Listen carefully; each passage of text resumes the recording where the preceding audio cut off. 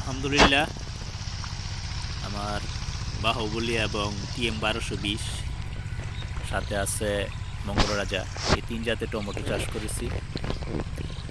আলহামদুলিল্লাহ আমার জন্য দোয়া করবেন। আজকে এই প্রথম জমিতে পানি সেচ দিতেছি।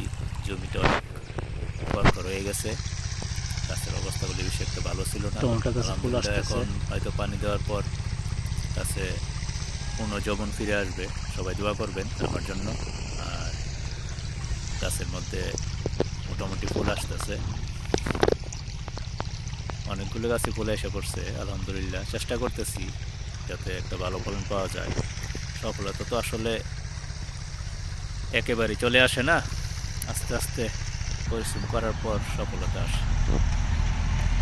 তো আমার জন্য দোয়া করবেন সবাই, আর আমার ভিডিওগুলো দেখবেন। ইনশাল্লাহ আমি ভালো ভালো ভিডিও নিয়ে আসবো। এই বছর শুরু করছি ফসল প্রথম। আগে আমি ঢাকাতে ছিলাম, বিভিন্ন ব্যবসা বাণিজ্য করতাম, এখন বাড়িতে চলে আসছি। তো আমার বাবার কিছু জমি আছে, এগুলি আমি চাষাবাদ করতেছি আর কি। এবছর বাহুবলী এবং TM 1220 আর কিছু মঙ্গলরাজার আগে চারা রোপণ করছি।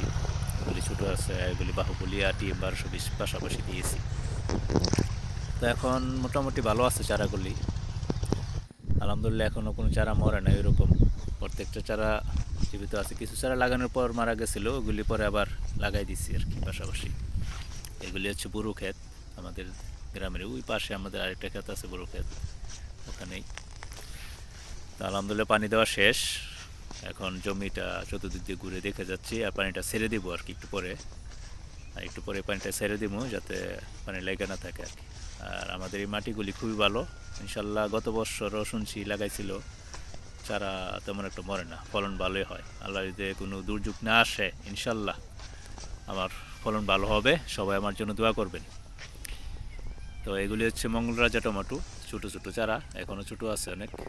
তারপর ফুল এসে পড়ছে, বুঝি না, এই মঙ্গলরাজাই প্রথম করছি, দেখি নাই কখনো মঙ্গলরাজা টমেটো কীরকম, শুনছি আর কি, গোল আকার চ্যাপটা। তো আলহামদুলিল্লাহ গাছের সেচ দিয়ে শেষ করলাম, পাশাপাশি দেখে যাইতেছে আর কি জমিগুলো এখন কী অবস্থা, কোথায় কী লাগবে। তো দু একদিনের ভিতরে কীটনাশক স্প্রে করে দেব, যেমন ছত্রাকনাশক, আর হচ্ছে গিয়া পোকার, লেদা পোকার অ্যামোয়েট বেনজয়েট সাসপেন্ট আছে, এগুলি স্প্রে করতে হবে।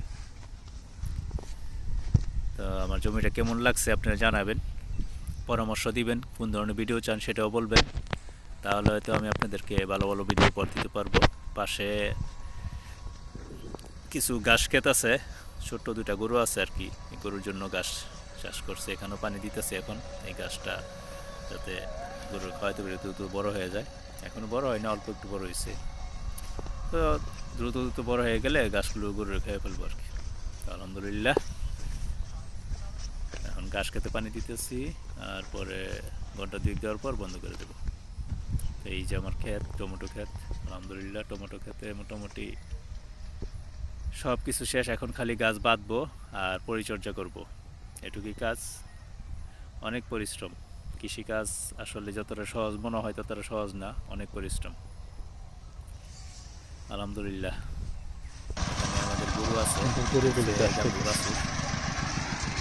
এই যে আলহামদুলিল্লাহ। তো ভালো থাকবেন, আল্লাহ হাফেজ।